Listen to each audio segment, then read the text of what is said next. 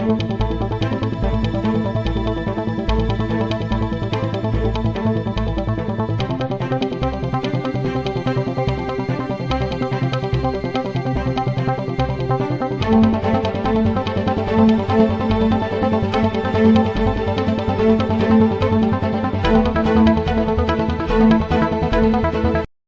నమస్కారం. నా పేరు తిరుమల.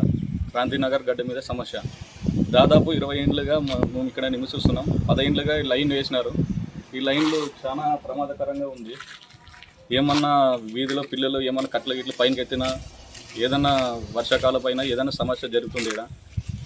ఇక్కడ ఈ సమస్యను తీసుకుపోయి ఎమ్మెల్యే దారి దృష్టికి తీసుకువెళ్ళిన 2 ఏళ్ళ కింద ఇక్కడ వచ్చి చూసి వెళ్ళినారు.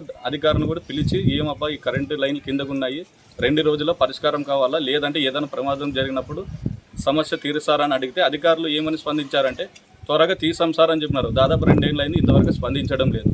దీన్ని దృష్టిలో పెట్టుకొని వర్షాకాలము ఏ సమస్య రాలేకముందు మా సమస్య పరిష్కరిస్తారని కోరుతున్నాం ఎమ్మెల్యే గారిని.